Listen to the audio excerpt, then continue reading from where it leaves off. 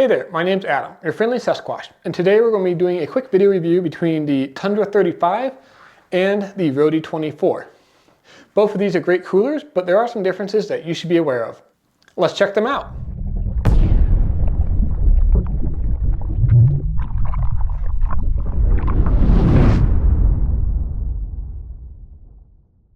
Okay, like I said earlier, this is the Tundra 35 and this is the Roadie 24. Both are excellent coolers made by YETI.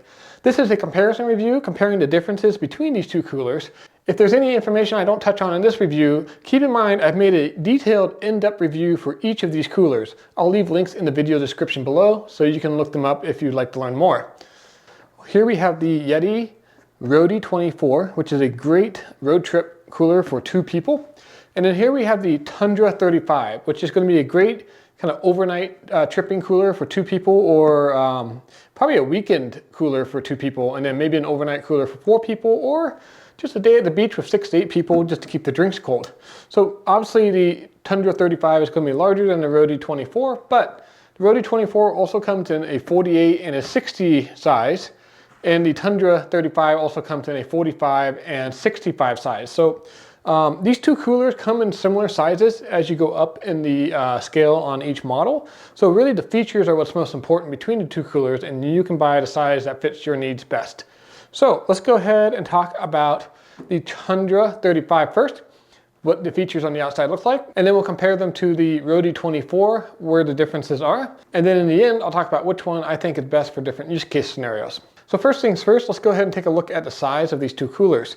The Tundra 35 is a bit shorter than the Roadie 24. Even though it's a bigger cooler, it's a shorter, wider cooler, so it's going to be a little bit more stable. This is good if you're throwing it in the back of a pickup, on the back of a quad, maybe in the back of your boat, stuff like that. It's less likely to tip over and leak water.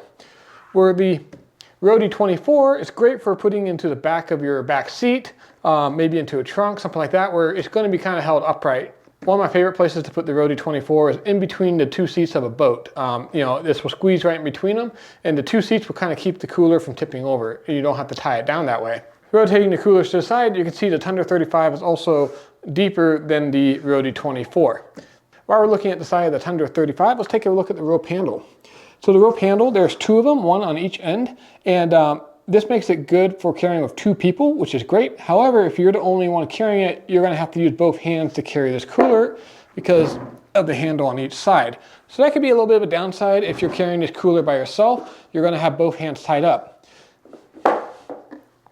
Where the Roadie 24 has more of a bucket style handle and is really comfortable for one person to carry, especially if you're walking on the beach or something like that. You can just carry this on one side of you, kind of like a bucket. Now, if you want to have two people carry it, you're not going to have as comfortable of a grip, and it's going to be a little bit more awkward. So if you're going to be really loading these coolers down and you want to carry with two people, I would highly recommend the Tundra 35 in that situation. If you're just going to be the only one carrying this usually, maybe a dad with some small kids, for example, the Roadie 24 is going to be your best bet with the bucket style handle. Both are very comfortable, just a little bit different carrying styles. Both of the coolers have a smooth top with no cup holders or ridges or anything like that. There is a textured finish to the top though, so that's great if you want to use it as like a cutting board, or they say you can stand on these safely, so it would be kind of a non-slip surface for standing on. I probably wouldn't stand on it and then use it as a cutting board. Kind of pick what you want to use this for. The extra height on the Roadie 24 makes it a little bit better seat. It's a more natural sitting position compared to the Tundra 35. But the Tundra 35, similar to the Roadie 24, has the textured surface, no lip around the edge or cup holders or anything like that. So very smooth surface, easy to clean, and very convenient. Gives it a nice clean look. Moving to the front of the coolers, we can see another key difference between these two. The front handles on the Tundra 35 are kind of the bungee pull style, made of rubber. You just pull down and then release the ball from the capture mechanism. It works really well. The latches fold up and stay clear of the seam of the lid when you open and close it, so it's not in the way. And then when you're ready to lock it, you just pull it down and underneath the lip. I like this particular locking mechanism. I think it's very reliable and safe. It might be a little bit difficult for young kids and stuff like that to open this particular cooler compared to the Roadie 24, and that could be a benefit depending on who you are.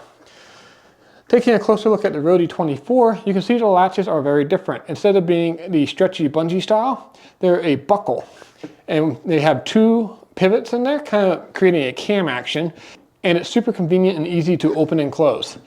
And then when you're all done, the buckle style, you just hook underneath the lip and then press to close. And it's just a little bit easier operation overall.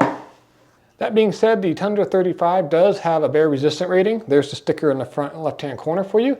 So if that's important to you, the Tundra 35 is the only one rated for that. I do think it's because of the way the latches are designed on this. They're not as easy to open, making it harder for animals to get into it.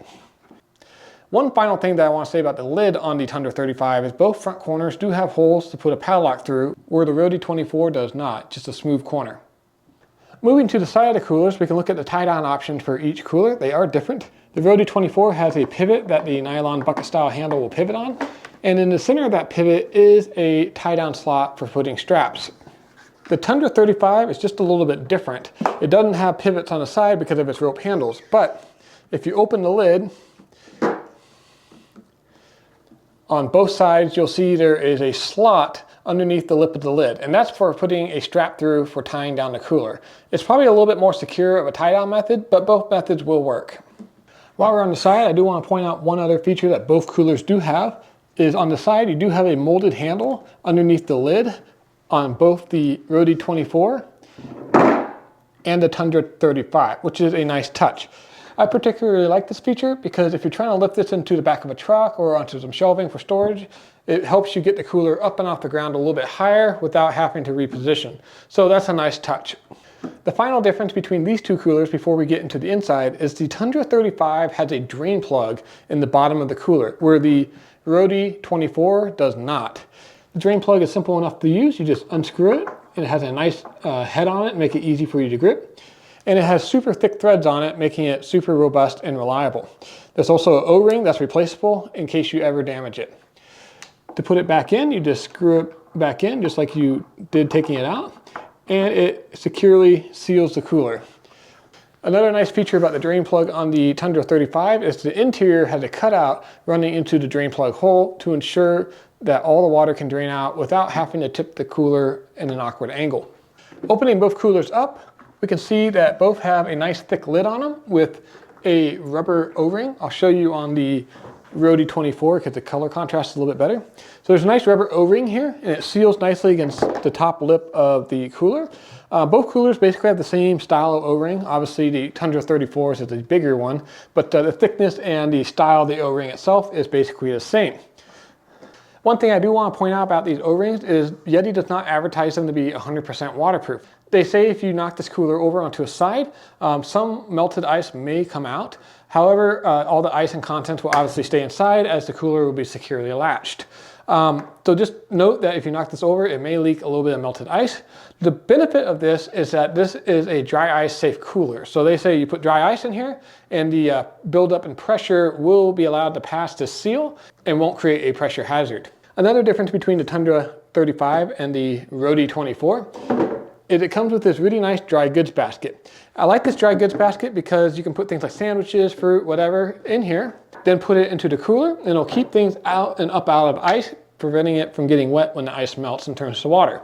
Another thing I like to use this particular dry goods basket for is electronics. So if you're out at the beach, something like that, you don't want to leave your phone in the sun because it's hot and, well, you know, it's easy for someone to take. You put it into this dry goods basket, close and secure this cooler, and it's a lot harder for people to get to it and keeps it cool and out of the sun, preventing your electronics from overheating.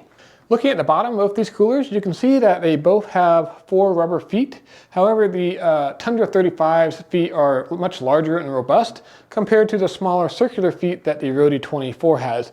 I don't really see the YETI 24 feet as being a con. They're plenty tough and rugged to be used every day on rough surfaces, but the Tundra 35 feet are just larger. One side note is YETI does make replacement feet for these. They pop out. They're pretty difficult to pop out. You'll need to use a screwdriver or something like that. But they do pop out and can be replaced. And you can either replace them with these rubberized type feet, or they also make smooth feet that are a little bit easier to slide around on decks and stuff if that's what you want. Both coolers have the YETI logo impressioned on the bottom. That way, if you leave it in the sand or something like that, when you pick up and go, people will know that a YETI product was here. Okay, so that's all the differences on the exterior of these two particular coolers. Let's go ahead and take a look at how ice will fit into each cooler. In my hands here, I have a 4-pound large YETI ice block, and in my other hand, I have a 2-pound medium YETI ice block. I'm using these ice blocks because these are the standard sizes designed for these coolers, and they're readily available, so most of you will be familiar with how big each of these are. In the Roadie 24, you can see the large YETI ice block just fits perfectly in the bottom, which is really nice. So the way I like to use this particular cooler is I put the one large ice block in the bottom, and I put my food in, and then I take two of the medium-sized ice blocks and just put them on top like so. And it kind of creates a perfect lid. And then as I need to get in and out of there, I just remove one of the medium ice blocks and grab things as needed. For a day trip, that works great. If you were going to do an overnight trip, I would recommend getting at least the 4-pound ice block and then a 5-pound bag of ice. That should be enough for an overnight trip for 2 people. Now the Tundra 35 is definitely a bigger cooler. So taking the 4-pound large YETI ice, you can see when I put it in, there's plenty of room for it to move around. That's fine if you want to throw 5 or 10 pounds of ice on top of that. Now, 4-pound block would just make a nice base. What I like to do is I take the 2-pound blocks that I have, and then I just put one on either side of the large 4-pound block, and it kind of just fits perfectly as if it was intended to be used with this cooler, which, of course, YETI designed it that way. You can also throw 5-10 pounds of ice on top of that if you want. Just for a quick day, half day at the beach or something like this would be plenty. If you're going to do an overnight trip or something like that, I would highly recommend you throw at least a 5-pound bag of ice on top of these 8 pounds of ice blocks that are in there. So that's how the ice fits in both these coolers. The interiors are basically the same. They're smooth, they're easy to clean, just very well-made, solid coolers. One final thing that I want to note before we wrap this video review up is the Roadie 24 is a much lighter cooler than the Tundra 35. It weighs in at 13 pounds versus the Tundra 35's 21 pounds. So the Tundra 35 is about 30% heavier than the Roadie 24. So just something to think about.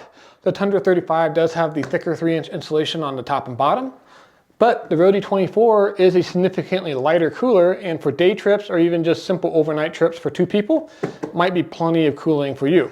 So that's my quick and dirty review between the Tundra 35 and the Roadie 24. If you're looking just for a day cooler or a road trip cooler where you might have opportunities to add ice, or you just have 2 people and you're doing a simple overnight camping trip, the Roadie 24 is going to be a great option for you. If you have more people in your party, say 4 people that you need to do an overnight camping trip for, or maybe 2 people that you're doing a 3-day weekend, something like that, the Tundra 35 is going to be a better fit for you. Something to keep in mind with Tundra 35, it's easier to carry with 2 people because of its 2 handles on either side, and it will keep things a little bit cooler with its 3 inches of insulation on the top and bottom compared to the Roadie 24. But that's really only important if you're doing a longer trip. For shorter trips, the Roadie 24 is going to be an excellent option. I hope you found this comparison review helpful. If you did, make sure to hit that like button below. It helps the channel out a lot. And don't forget to hit the subscribe and bell icon so you're the first to be notified when I release new videos just like this one. Cheers!